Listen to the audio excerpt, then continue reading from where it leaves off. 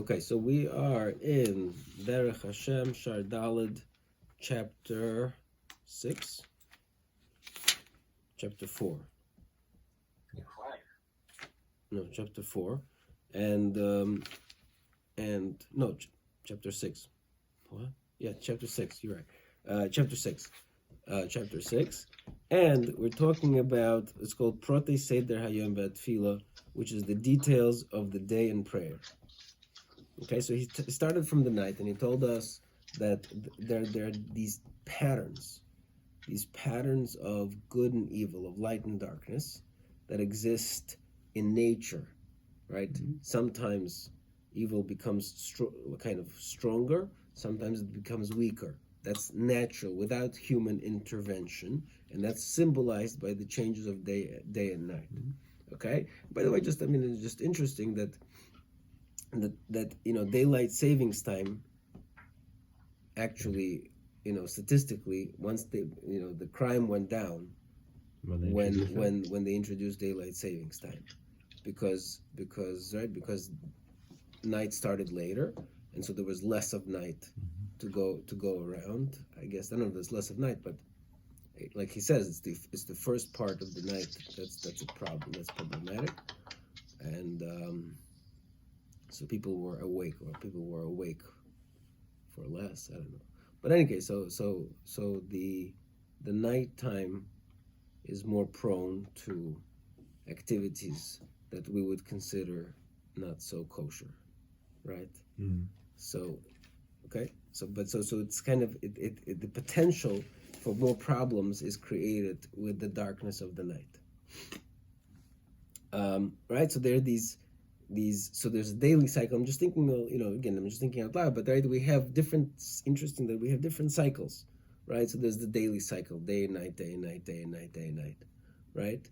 And then there is a monthly cycle, right? The lunar cycle, that the moon becomes, the light of the moon becomes stronger, then it becomes weaker. So we got the monthly cycle. Then we have the yearly cycle of various, there's a weekly cycle, right? Shabbos, obviously, is a day that's more holy than the rest of the week. And then there is the annual cycle where we have the Yomim Tovim and so to speak. And then each individual person has his life cycle, that certain years he's prone to do certain things, other years he's prone to, to other things, right? So we're so besides the influence that our choices exert on our own individual lives, and of course, as we influence our community and the rest of the world, within, there are also these waves of these cyclical waves, right? That we are, whether we like it or not, we are forced to be influenced by them, right? And then you can extend the idea further that human race, as a living being, probably also has, so to speak, life cycles and times where part of the systemic nature, maybe there are things that are prone to go right, or things that are prone to go wrong in different eras and different ages, and with its own problems that maybe already built in, not necessarily meaning let's talk about the pandemic that's happening right now. Maybe that's somehow part of some cycle, that's built in. Maybe, I don't know, but does that mean, what about freedom of choice? How does that influence? I don't know. But I'm just saying, but there is definitely, once you formulate this idea that there are certain systemic ups and downs, that there are probably also systemic ups and downs on a broader scale, right? Okay. So anyways, but the idea, why is there a systemic up and down? Why is there a nature of systemic? So he says because that would allow for the possibility of up and down that's dependent on human choice. Right? Okay, that's putting it into the system. The ability of there to be waves and wanes, it also gives you the ability that to actually overpower it on your action level, on your freedom of choice level. Right. fine. Then he also said that when a person, during that nighttime, when we go to sleep, right, we kind of experience some sort of a death, and there's Ruach HaTuma that rests upon a person, and then when he wakes up, it's on his hands. And that's where we left off. Okay? Why is it on his hands? He doesn't specifically say why. He just says, this is the sheer and the gvul, this is the measure and the boundary that the great wisdom set for how far the Tuma can penetrate.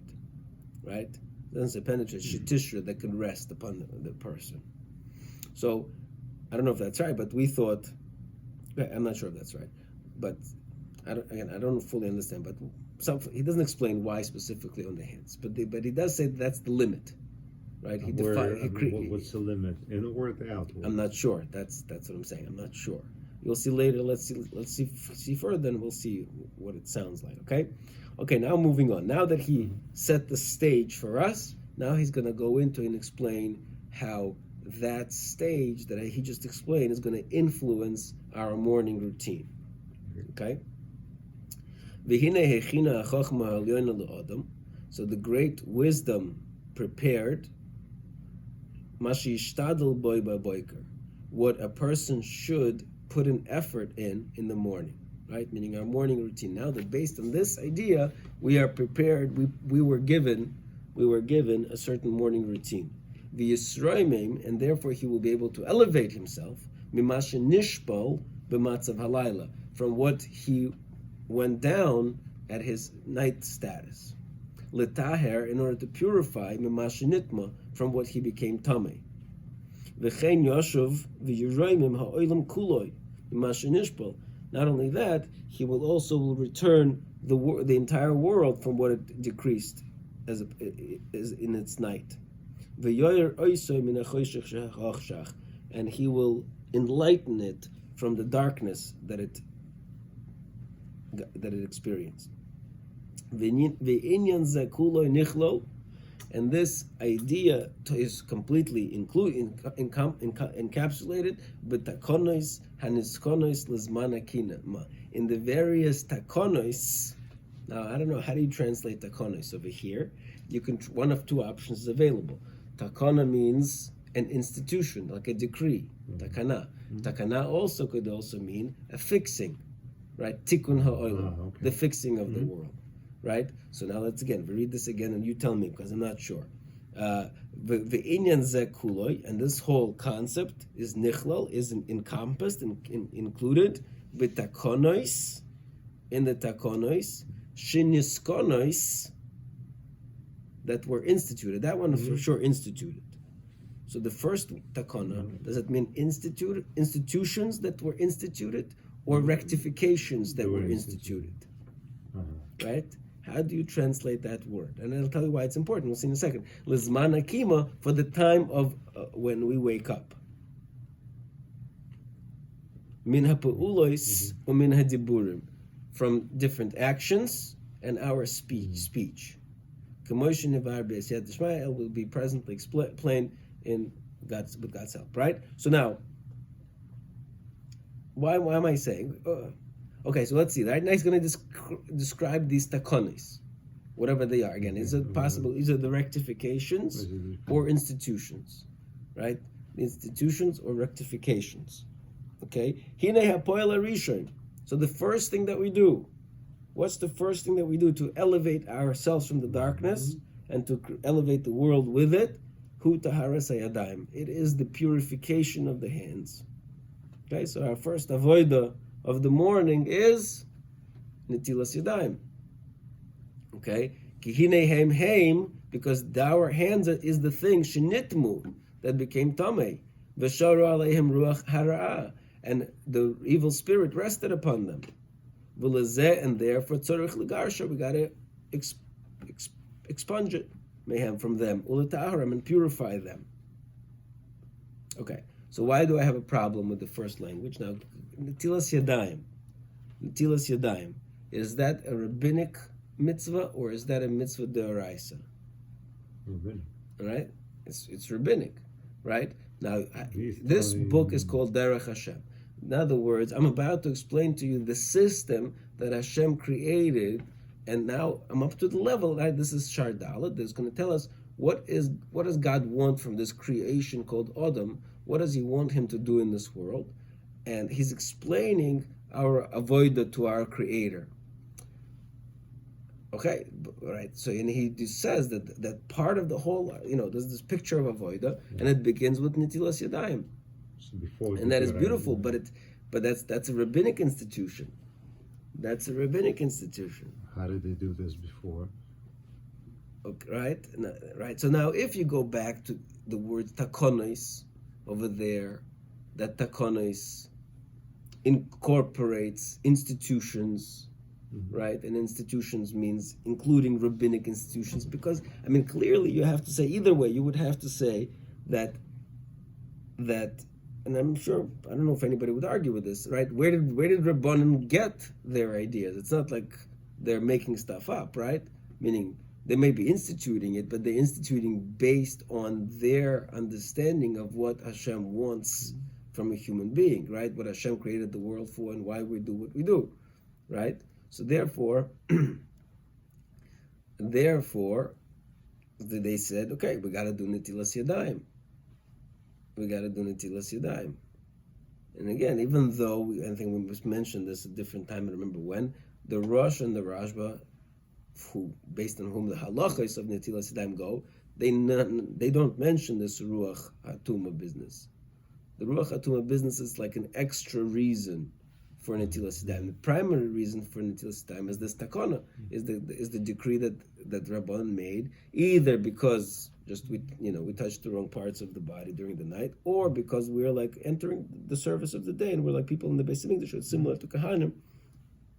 Fine. So but he's focusing not on those reasons. He's focusing on the Ruach HaTuma reason.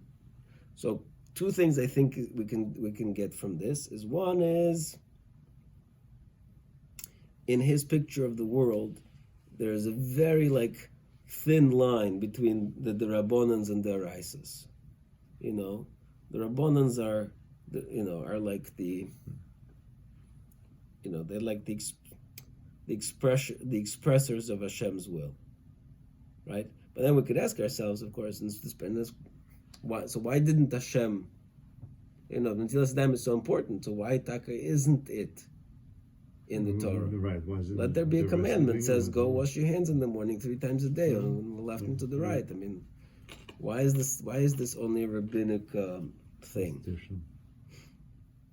Was it so obvious before? I don't know. So you could say, for example, for brachos, I understand why brachos is a rabbinic institution. Because there are certain, sometimes you don't want to tell your children, now say thank you, you want them to kind of figure it out. You say it the first time, maybe for benching, you'll say it for benching, but for all the other times, you want them to kind of figure it out on their own. So certain mitzvahs that are rabbinic, that Hashem left it for Chachamim to kind of finish the job. Even though it's like he's hinting to it, he's giving you, he's dropping the hints, but you got to figure it out on your own. So there are certain mitzvahs like that where Rabbanan are just kind of like, maybe Chalamoid, Avodah and Chalamoid, Hashem left it to the Chachamim to interpret. Right? But in Netilas Yadayim, why should it be so different that the Rabbanan have to come along and make the decree? Why shouldn't it be built in?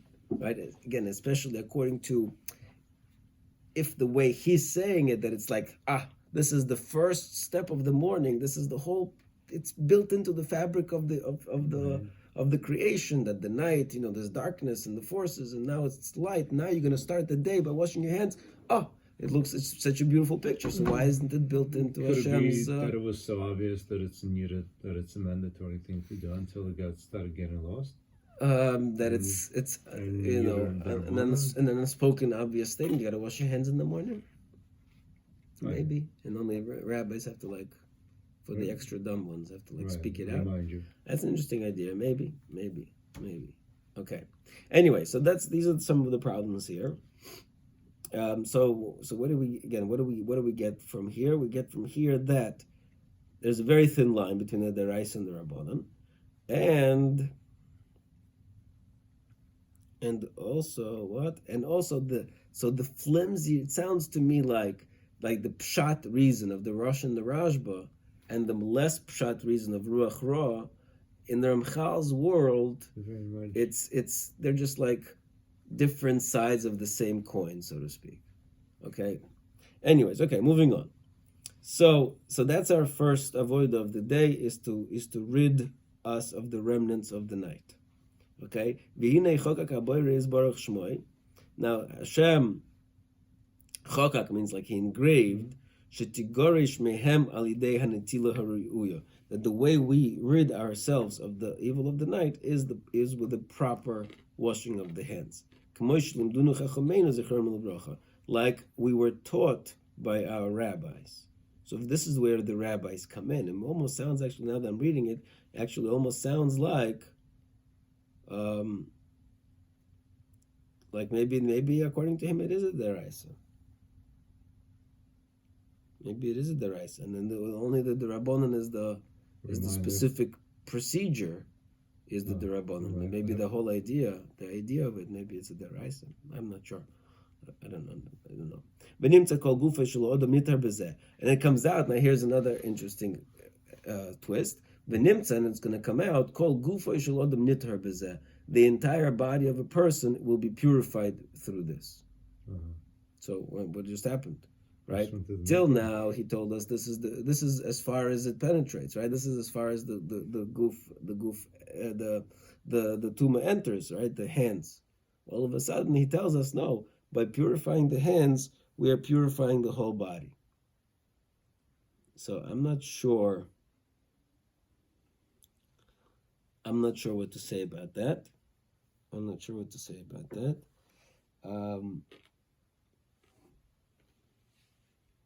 You remove the dirt from the hands, and you don't spread it all over your nose and ears. And no, it clearly is not saying that. I mean, I would have said if before that line, right, this is the border and the measure line, right, that limited the scope, right? I would have said, you know why Ruach HaTuma is here?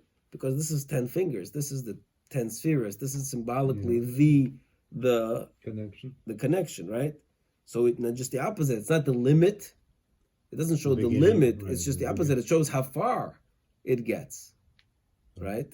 It's that it penetrates all the way to the whatever we have our whole symbol of our doing, of our action, of our right. This is how far it gets, not how limited it is, but how far it is, right? So we're going to use our netilas yadayim to get rid of it from the entire kind of edifice of the 10 spheres. That's what I would have said. So I'm not sure. Maybe he means that. Maybe he doesn't. I'm not sure. It just happens to be, you know, I was just so aligned that I didn't understand. We were talking about in Pirkei Avos, we were talking about Tzelem Elokim. And I have one line from Rabbi Yosef Karo. It says, and that's he says, again, he's talking about some things that I don't understand, but he brings the pasuk from Yecheskel. Yecheskel says that upon the kisei, there's an image of man, right? Sounds like there's image of man in the kisei, right? Whatever that means. So, and he says, and that's the secret of Nesias Kapayim, of Birchas Kohen. That's all he says. And that's the secret of Birchas Kohen. So, I don't know, right? I don't know what that means, but somehow, Tzelem Elokim is weaved into Birchas Kohen. That's saying, I don't know what it means, but it somehow maybe there's a connection here. Okay. All right, let's move on. So as a result, it seems that the entire human body is purified through this. I should have read that line before. As because all of it was metame mehashrasa shel ruach hara aleihim. Because all of it was tamei from the resting of the ruach ra on the hands. The whole body was tamei because the ruach ra was on the hands. So it's like I don't know. Okay, v'yesh binyan hazeh gam kein tikun l'kol habriya kula. And again, there's also a rectification. Again, tikkun, right? Rectification l'kol habriya kula, to the entire creation. L'taher metumas halayla, also to be purified from the tumah of the night. V'lotzes mecheshchosa, and to leave its darkness. Right? So when you're doing Netilas Yadayim, you're purifying your own body, you're purifying the whole world. And also, if you look in the Gemara also includes cleansing yourself, right, by going to the bathroom. That's also part of Avodas Hashem. Again, I've always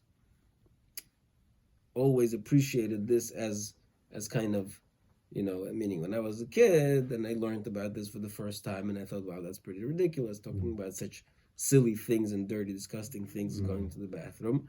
But then at a later stage, I thought that's pretty cool, that every aspect of human action can be utilized as a service, right?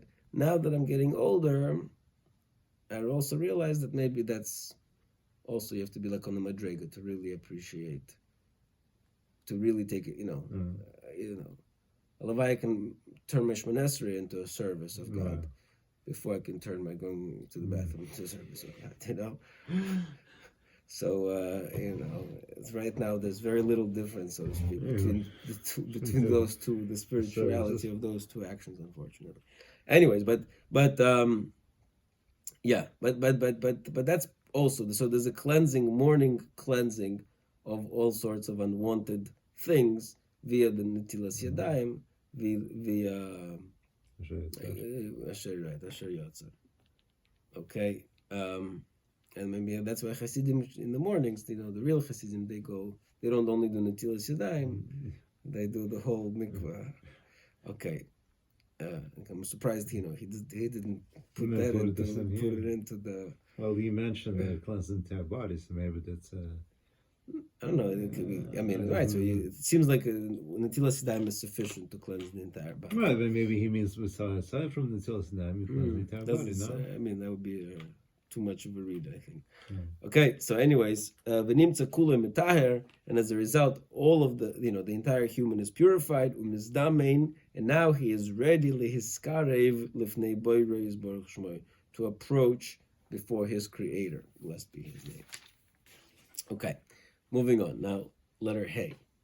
Okay, so that's the first part of the morning. The first part of the morning is the preparatory steps, is the cleansing steps. Now, Hey. However, after this, Yavoyu Shnei Ma'asim, there will be two actions. Asher Kvar Heim Be'atzmo Miklal HaTareg Mitzvahs.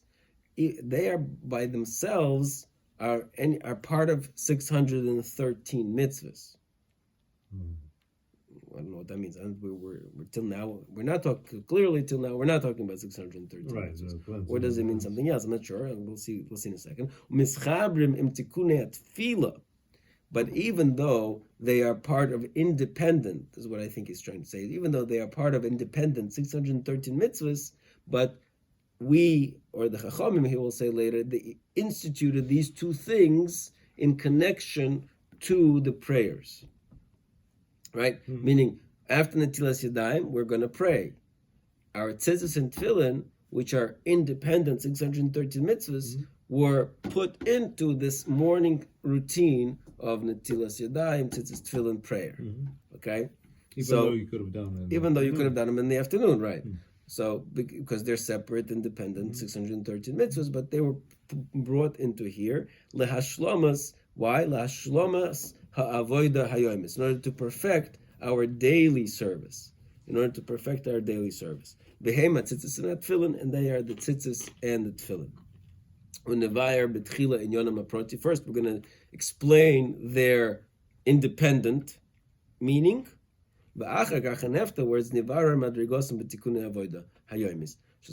then afterwards, we're going to explain what their purpose or what their level is, what their step is in the daily routine. Okay? So let's see. What do you know about tzitzis? Let's see. Before he tells us what he thinks about tzitzis, let's think for a second what we would say if we were in his place. What would we say about tzitzis? Independently, right? This is not part of the service of the day. Just independently, what would we say about tzitzis? Hashem said so. A what? A reminder. Okay, right? A reminder to do what? To do God's will, right? To do His mitzvahs, right? I mean, okay. I mean, could have been a bracelet maybe, but okay. You know, the kids. You know, they were Hashem loves me, or one of these, bracelets. Lashon Hara. Yeah. Okay. Fine. Okay, so let's see. Inyan hatzitzis hu.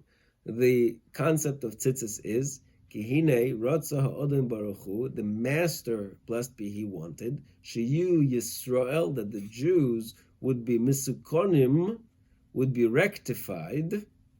Misukonim over here means rectified. Bechol Bechinoi Sehem, in all their aspects. Okay? B'inyanei Kedusha, in concepts of holiness. In other words, Hashem wants every aspect of human experience, of human existence, of the human condition, to have Kedusha, elements of Kedusha in it.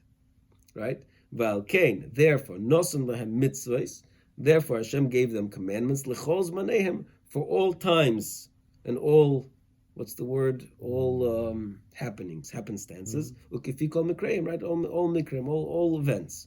In all circumstances, there should be some kind of element of kedusha to elevate this event. So we should all be rectified through all of these. Now, one big aspect or one big feature of a human being, whom hamal bushim shehu loivesh, is the clothing that he wears. So therefore, in order that they also be rectified with holiness, so Hashem created a mitzvah called tzitzis to rectify our clothing. Now, our clothing is just a plain idea. Listen, we don't want to walk around naked, so we wear clothing.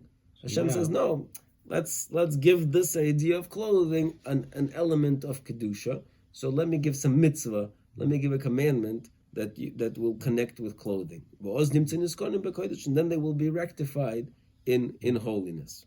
Okay? So the primary... I'm sorry? Right. It's only daytime, so...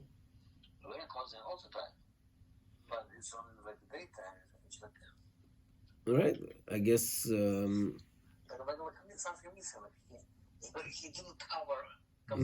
With assumptions you sleep right. at night. I mean, because you're sleeping, maybe, yeah? Maybe because you're sleeping. Dead people don't need to wear tzitzis. I don't know. Yeah, I don't know. But I hear your question. I think it's a good question. I hear it's a good question.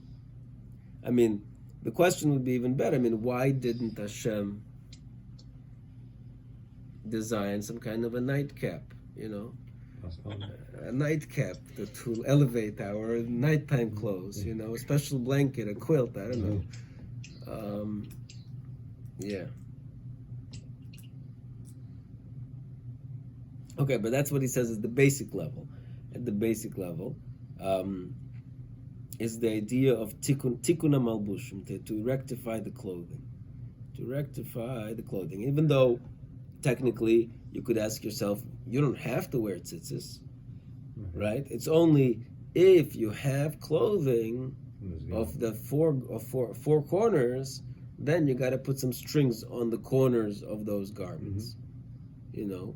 And just point out, I was thinking that, you know, corners is a common theme in Judaism, right? We have the corners of the field, we have the corners of our beard, right? And now we have the corners of our clothing, right? Any other corners? Mizbeach as corners, right? Any other corners? Do we have any other corners?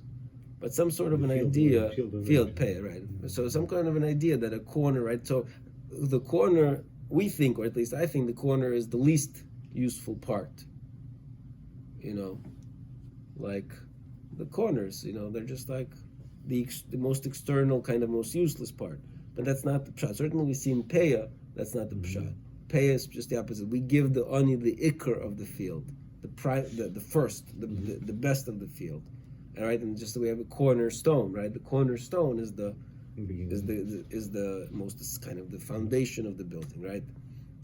So the corners of the beged, I think, would also symbolize some sort of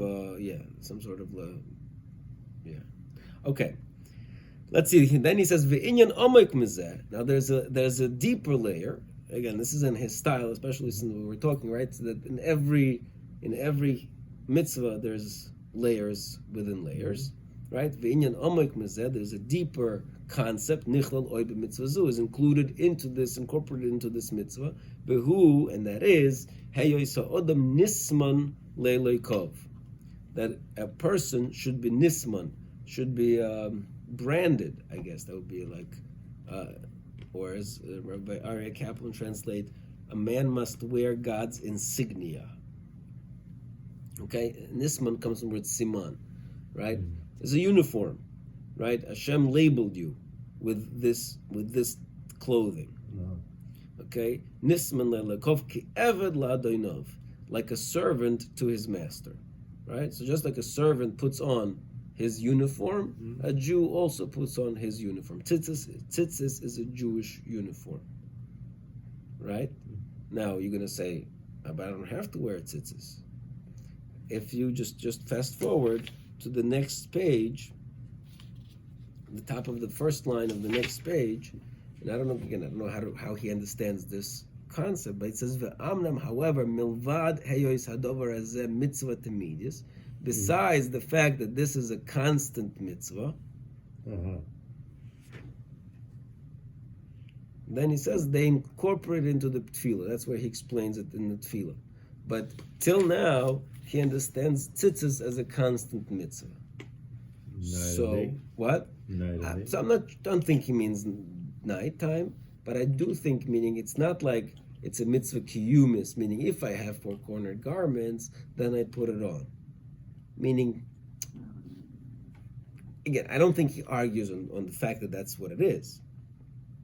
Again, I think it goes back to this idea that in his picture of Avodas Hashem is not only what is specifically, explicitly stated in the Torah, but also what is kind of hinted to by the Torah.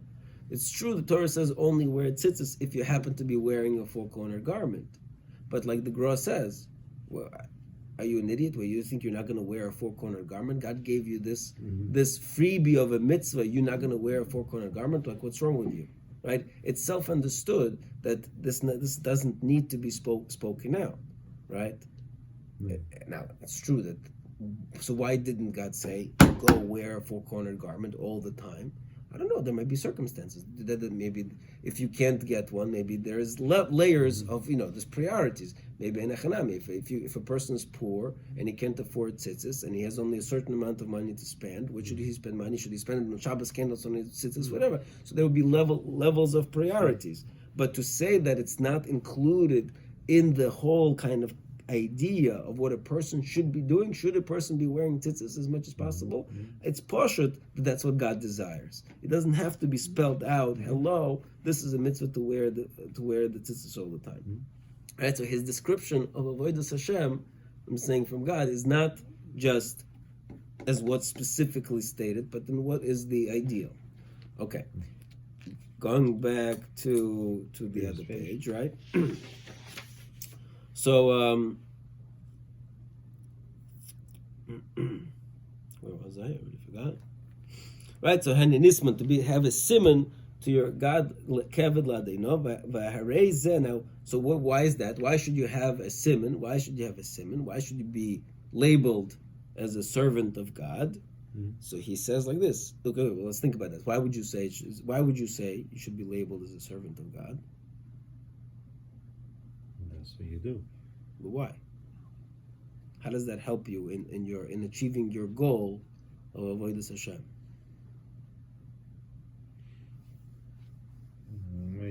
More of a human nature. Once you feel part of something, part of something. So like another reminder, a reminder thing. Right. Don't forget, you're a servant here. Right. It reminds you of being a Jew. Okay. All right, okay, so that's what he says. Okay,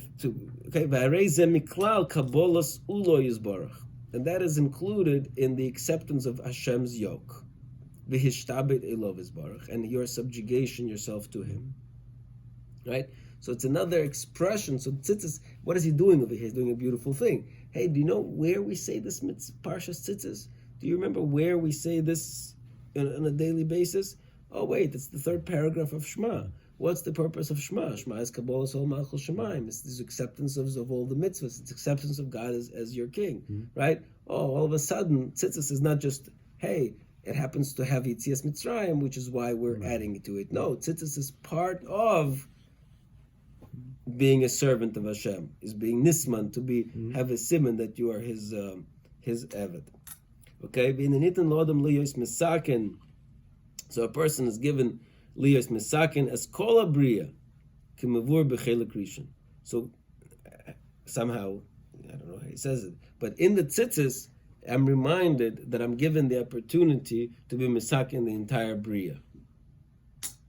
Doesn't explain what that is.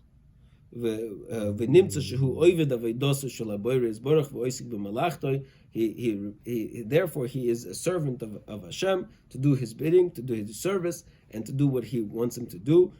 What does God want me to do? Hamid Habriya, to restore the creation Asher Bara, that Hashem created, ala matzav anirtz mimenu, to its ideal and desired state. What is my ultimate God in the world? What does this remind me to do? Right. It reminds me that I'm here to do tikkun ha'olam, right? Like the reformers say, tikkun ha'olam. That's what tzitzis. They said they're so holy that they don't have to wear tzitzis. But we are not so holy, so we wear tzitzis to remind ourselves that we have to do tikkun ha'olam. V'ulam, however, ze yotzim masa odom u'poloisov. Where does this rectification of the world come from? From the actions of mankind. If they act in accordance with the Torah, mitzvah, and the commandments shalav. However, really, the totality of all service is based on one foundation. That ultimately, right, you are God's servant. And God gave you these instructions. Go fix the world. And it was put into my hand. It was right. I was instructed. And that it was given to me to succeed this. That I should be successful in this. And I'm not only am I told to fix the world. It's understandable that my actions will achieve that goal, or are able to achieve that goal. Okay?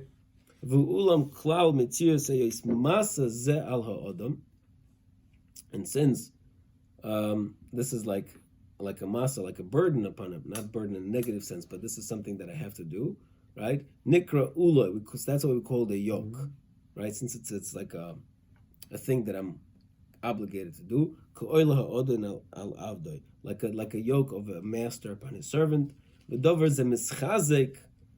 this is further strengthened. This idea is further strengthened on various details of this mitzvah. In general, of other things. I'm sorry. Let me read that again. This idea of us being a servant to rectify the world is strengthened by various details that God gave us to do. And included in those details, harishum vehatziyun, our labeling, of our being labeled b'tziyun zeh shel hatzitzis, with the label of the tzitzis. Okay, so the tzitzis is kind of this primary, but certainly an essential symbol, a reminder and a symbol that we are here to fix the world. Right, as a result of us being servants of Hashem, we're here to fix the world, and we're given, and we have the power to do so. Okay. So Is that the same as remind? I mean, it says in the Torah, right? You will see these tzitzis and you'll be reminded to do Hashem's will. Is that how he's interpreting these words? Not really. And you will see. Okay, you will see. You will see. Yeah. You'll see the tzitzis and you'll be reminded not to go astray. That's what it says, right? Right? You will see it. Uzchartem, and you will remember as Kol Mitzvahs Hashem. And you will not go away from them. Mm-hmm. So, is it because you are reminded, or is it because you are wearing it? Right? When you think of a uniform, is it because you see it, or is it because you are? It's part of you already. Right. It's built. Right. You're the proud carrier. What do you say? What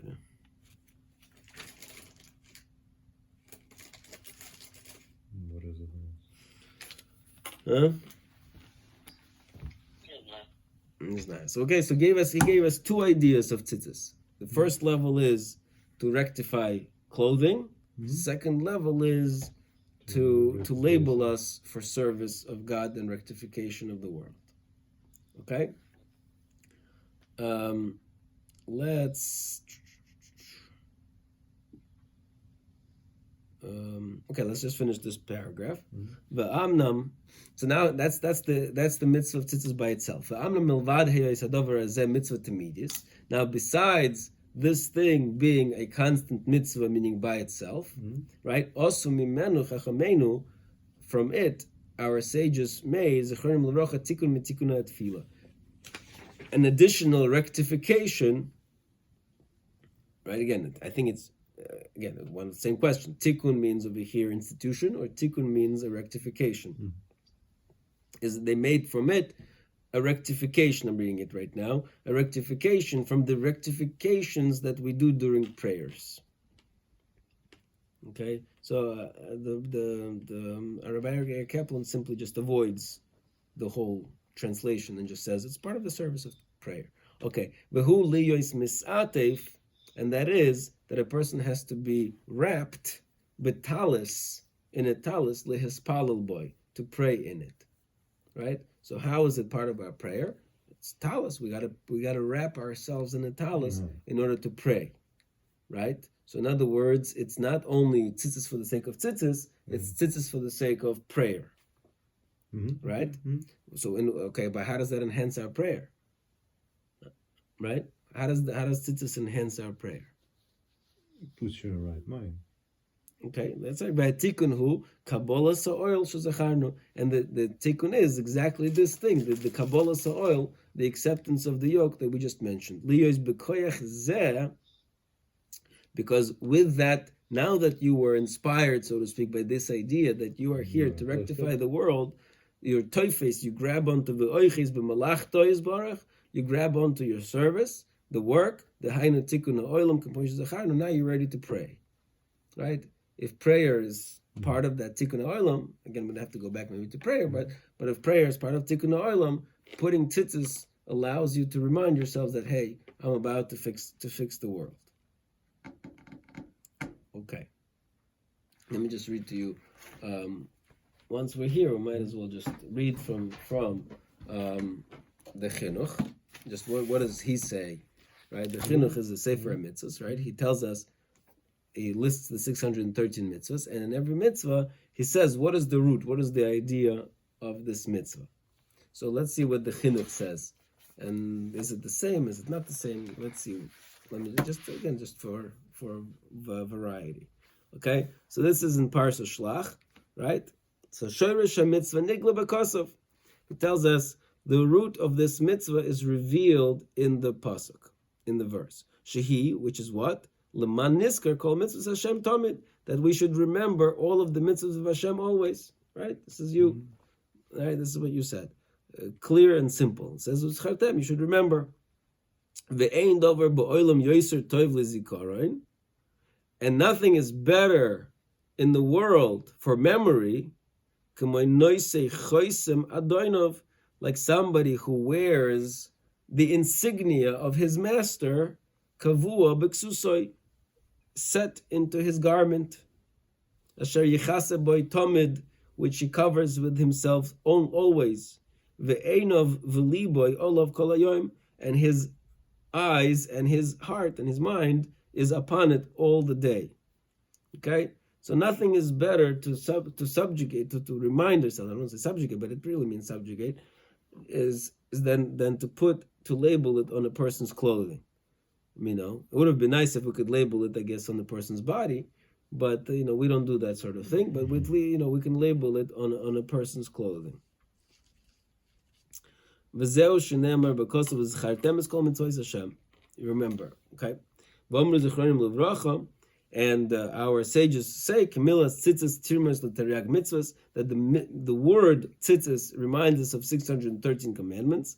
Im tzirav shmoyna chutim shebetzitzis, if you combine the words tzitzis together with the 8 strings, v'chamisha kesharim sheboy, and the 5 knots that are in it, right? We have in our tzitzis 5 knots and 8 strings. Now the truth is, not all tzitzis have 5 knots and 8 strings. Not everybody agrees to that. If you've seen tchelas tzitzis, there are now with tchelas different varieties of the way to tie the tzitzis. Yeah, I'm not an expert in this at all. I don't know much about it. But if you've seen, some of them have more than 5 knots. Some of them have 7 knots. And really comes because the Gemara says, and he brings this Gemara further down. He brings this Gemara further down. Okay, let me see. Let me read to the Gemara. What time is it? Just looking to see how much time we have. Hold on a second. Whoa. It's 11:32 already. I didn't realize how late it is. Oh boy. Anyways, let me just read this 3 more lines. I guess we'll stop it here.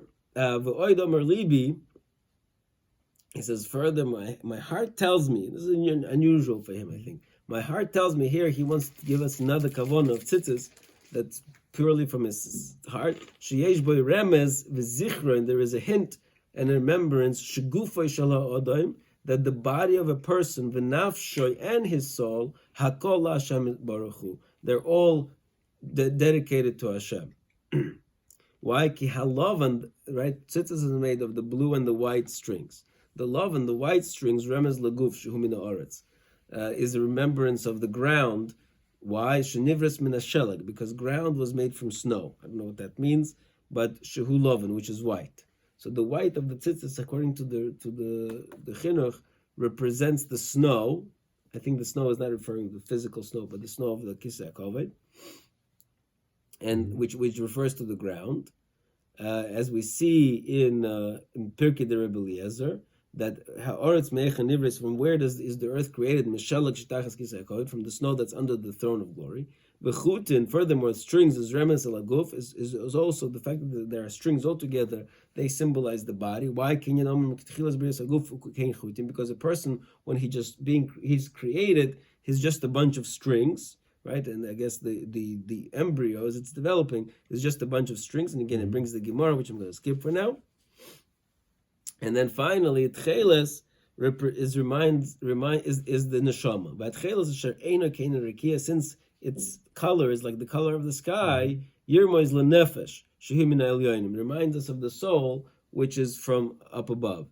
So in other words, according to him, the intertwining of the blue and the white symbolizes a human being and the interconnectedness between the spiritual and the physical, and that somehow that symbolizes that it's kuloi la'Hashem Yisborach, that it's all to God. I'm assuming because the beged itself represents godliness, right? As we say, God wraps himself in light, whatever those psukim mean, but maybe this is where Koirach got the idea that if a beged is all blue, then Yiddo doesn't need tzitzis. But the point is that the attachment of the strings that represents the human body, right, which is the intertwining between the blue and the white, being connected to the beged, reminds us that we are connected to Hashem.